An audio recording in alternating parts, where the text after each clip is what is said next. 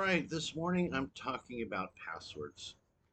Passwords make me crazy. Yes, the computer kind. You know, on some levels, it's my own fault. I mean, I am something of a dinosaur. I have not accepted new technology all that well. I've been negligent, and I do own a certain amount of responsibility to that. But at the same time, I think some of this stuff has gone overboard because there's just so many challenges. We just came home from being 3 months in another part of Mexico, and the computer that I use at home, well, just about every Facebook, a couple of bank accounts, uh, YouTube, all the basics. It's like, I guess the computer realizes it hasn't been used. I don't know what it thinks, but it's made a decision that I need new passwords everywhere, or I need some sort of identification to get into them.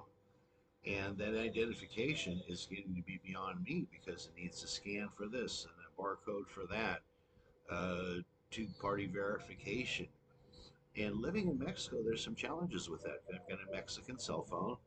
Terry has an American one, and it's a lot more expensive than a Mexican one. My Mexican phone costs me about 12 bucks a month, and it lets me do the basic things of text and call the United States anywhere here in Mexico where I use it the most. But it has a difficulty in receiving things such as text messages and these verification steps. So it's got to go to Terry. Well, that's great if she's around. When she's not around and I want to get in and something needs her verification or a code, I've got to call her and tell her, hey, this is coming up. And, sometimes she's just not around. So anyway, it can get really frustrating and it makes me a little crazy because part of it is I don't know what to do with them. Now, I've got a book. I think of it like as my little black book. And remember, we used to have little black books, and they had addresses in it of, fun people for us guys. They had addresses of girls, maybe, phone numbers, and generally it was the little black book was a good thing. Well, now it's my password book, and it's not always a good thing because I try and keep up with it. Anytime I have to change a password, I go into it and I write down when I made it, etc. Blah blah blah blah blah blah blah. Anyway, it's cumbersome and it makes me cranky when it doesn't work. But I do have a solution. I do have a solution, and some of you are not going to like it, but well, I kind of like it. All of this happens because there are these evil people out there known as hackers. Now, if you're going to steal money from somebody, I hope that at the very least it would be personal, that you're angry with them, that you feel they took something from you. And now stealing from them, it's wrong, but you're getting a revenge. So I can see your motive. When the hackers just indiscriminately throw stuff out there and they don't care who it hurts, who it affects, who it messes up, that's just kind of a real sign of a really, really bad person. They don't care who they hurt. And maybe it's the rich guy down the street with the mansion who's got 15 cars and 3 houses, and it really doesn't matter. He gives this off to his IT guy to take care of it.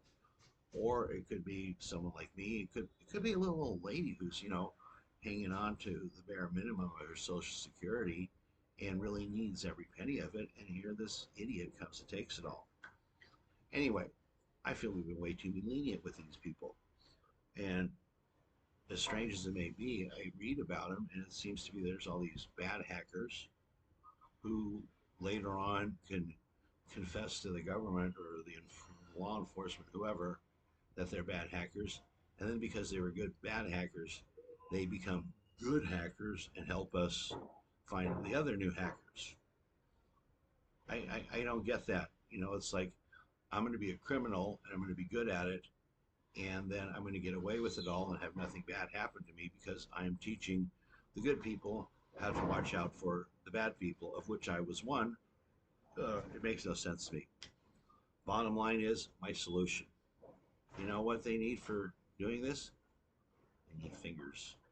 So, my proposal is that if somebody gets caught hacking, and it's not just, any hack is bad, but it's a financial one and people have lost money for it. Okay, right here's where we start. Whack! cut off this little digit. They got plenty of them. Hopefully, they learn a lesson because if they keep on doing it, they're going to walk around kind of looking like this. And then they're not going to have such an easy time playing on their keyboard. Cruel, unusual, okay, yeah, but you know what? They do cruel things first, and it's time we make sure they can't do them again instead of rewarding them. So that would solve the password problem because it's because people hack that we need quadruple 10-digit identification. Pretty soon computers going to have a little tray and you put a little bit of saliva and have a DNA test to see if it's really me. It's not that far out there. Don't you think for 1 minute that they're not going to be able to do that someday. That's the direction the world is going. But in the meantime, and then you're going to, what, you're going to have your friend, you're going to be collecting samples of DNA to put it in. Oh, God, who knows what a mess. Anyway, it's a crazy world out there, and that is my solution. In the meantime, I really can't do anything about it, but one of these days, maybe I'm going to start, big protest group and see if we can do something about, all these hackers and about chopping off their fingers, which I think would really deter hacking. So that's it for this morning. I've got other things to do, and I've got my passwords figured out, which is why I'm on here. This took me a while to figure out this morning. And you got any fun stories about what makes you cranky about passwords or anything like that? Let us know. Chime in and get cranky with me. It's kind of a fun thing to get rid of your morning blues or whatever. So anyway, thanks for watching. Please subscribe, hit the like button, leave some comments, and we'll see you next time for Roger's next cranky crankness. Thanks. Bye bye.